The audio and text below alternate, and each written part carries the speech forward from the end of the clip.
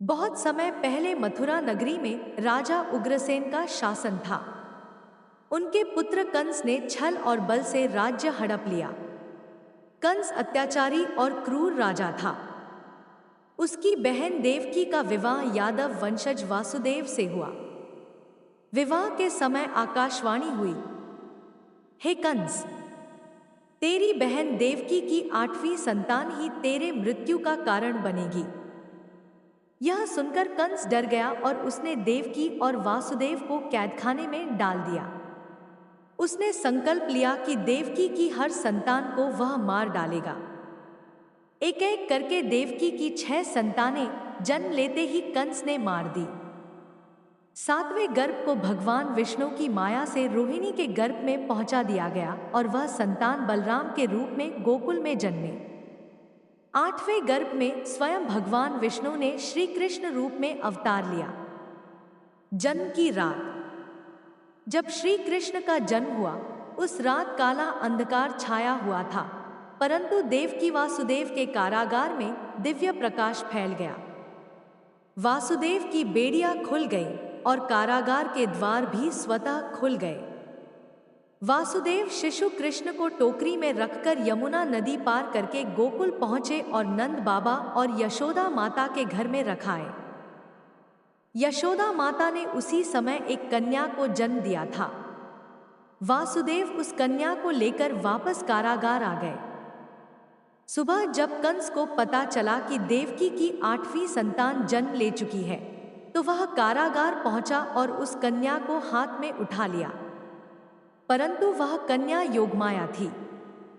वह कंस के हाथ से छूटकर आकाश में प्रकट हो गई और बोली, हे कंस, तुझे मारने वाला जन्म ले चुका है और गोकुल में पल रहा है। इसके बाद कंस और भी क्रूर हो गया और उसने गोकुल के बच्चों को मारने के लिए राक्षसों को भेजा, लेकिन कृष्ण ने अपने बाल रूप में ही सबका संहार कर दिया। निष्कर्ष, कृष्ण जन्माष्टमी हमें यह शिक्षा देती है कि जब भी अन्याय और अधर्म बढ़ता है, तब भगवान स्वयं अवतार लेकर धर्म की स्थापना करते हैं और भक्तों की रक्षा करते हैं। क्या आप चाहेंगे कि मैं आपको कृष्ण के बाल्यकाल की लीलाओं, जैसे पूतना वध, कालिया नाग नृत्य, गोवर्धन पर्वत उठाना आदि भी विस्तार से सुनाऊं? कंस ने अपनी बहन देवकी की 8वीं संतान श्री कृष्ण को मारने के लिए राक्षसी पूतना को भेजा। वह सुंदर स्त्री का रूप धारण करके गोकुल पहुंची और छोटे शिशु कृष्ण को गोद में लेकर दूध पिलाने लगी। उसके स्तनों में विष लगा हुआ था, परंतु कृष्ण ने उसके विष को नहीं, बल्कि उसकी प्राण शक्ति को चूस लिया। पूतना अपने असली राक्षसी रूप में आकर गिर पड़ी और मारी गई।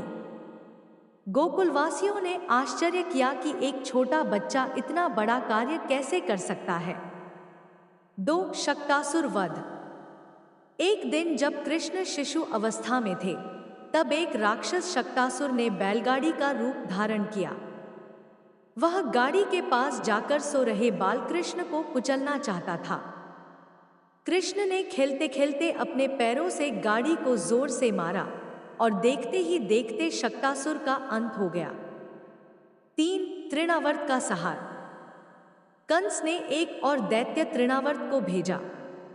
वह तूफान बनकर आया और कृष्ण को आकाश में ले।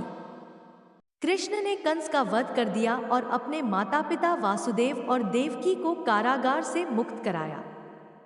कंस ने अपने पिता उग्रसेन को कैद किया था। कृष्ण ने उन्हें पुनः मथुरा का राजा बना दिया। इसके बाद कृष्ण और बलराम ने महर्षि संदीपनी के आश्रम में शिक्षा ग्रहण की। वहां उन्होंने 64 कलाओं में निपुणता प्राप्त की। जरासंध से युद्ध। कंस का ससुर मगध का राजा जरासंध था। कंस के मारे जाने पर उसने कृष्ण से शत्रुता कर ली और कई बार मथुरा पर आक्रमण किया। कृष्ण ने अपनी रणनीति से हर बार उसे हराया, लेकिन जरासंध बहुत शक्तिशाली था। तभी कृष्ण ने मथुरा छोड़कर समुद्र तट पर एक नया नगर बसाया, जिसे द्वारका कहते हैं। सुदर्शन चक्र की प्राप्ति। भगवान विष्णु के अवतार श्री कृष्ण को देवताओं ने अनेक दिव्य अस्त्र दिए। सबसे महत्वपूर्ण था सुदर्शन चक्र, जो हर प्रकार के अधर्म का नाश करने में सक्षम था। रुक्मिणी विवाह। विदर्भ की राजकुमारी रुक्मिणी श्री कृष्ण को मन ही मन अपना पति मान चुकी थी, लेकिन उनके भाई रुक्मी ने उनका विवाह शिशुपाल से तय किया। रुक्मिणी ने श्री कृष्ण को गुप्त संदेश भेजा। कृष्ण स्वयं रथ लेकर विदर्भ पहुंचे और रुक्मिणी का हरण करके विवाह किया। शिशुपाल वध। राजा शिशुपाल ने कृष्ण का अपमान किया। युधिष्ठिर के राजसूय यज्ञ में उसने श्री कृष्ण को अर्जुन से बड़ा मानने पर अपशब्द कहे। कृष्ण ने धैर्य रखा, क्योंकि उन्होंने वचन दिया था कि शिशुपाल की 100 गलतियां सहेंगे। लेकिन जब सीमा पूरी हुई, तब कृष्ण ने सुदर्शन चक्र से शिशुपाल का वध कर दिया। महाभारत की भूमिका। श्री कृष्ण की चचेरी बहन कुंती के पुत्र थे पांडव। कौरव और पांडवों में राज्य को लेकर विवाद बढ़ा। कृष्ण ने शांति स्थापित करने का बहुत प्रयास किया, लेकिन दुर्योधन ने युद्ध का मार्ग चुना। भगवद गीता का उपदेश। महाभारत का युद्ध कुरुक्षेत्र में होने वाला था। अर्जुन ने जब अपने गुरु, बंधु और मित्रों को सामने देखा तो युद्ध करने से पीछे हटने लगे।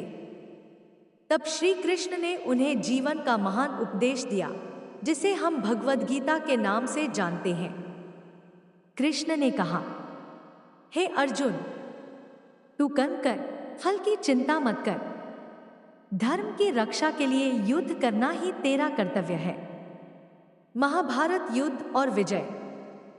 श्री कृष्ण ने स्वयं युद्ध में शस्त्र नहीं उठाया, बल्कि अर्जुन के सारथी बने। उनकी रणनीति और मार्गदर्शन से पांडवों ने विजय प्राप्त की और धर्म की स्थापना हुई। कृष्ण का अंतिम समय। महाभारत युद्ध के बाद जब समय बीतने लगा, तब यदुवंशियों में आपसी कलह बढ़ गया। अंततः द्वारका का नाश हो गया। श्री कृष्ण वन में तपस्या कर रहे थे, तभी शिकारी जरा ने उन्हें हिरण समझकर तीर चला दिया। वह तीर उनके पैर में लगा और इसी प्रकार भगवान श्री कृष्ण ने पृथ्वी से अपना लीला समाप्त कर लिया। इस प्रकार भगवान श्री कृष्ण का जीवन जन्म से लेकर महाभारत और उनके स्वधाम गमन तक धर्म, नीति और प्रेम की अनोखी गाथा है। क्या आप चाहेंगे कि मैं अब आपको भगवद गीता के मुख्य उपदेश, जैसे कर्मयोग, भक्ति योग, ज्ञान योग आदि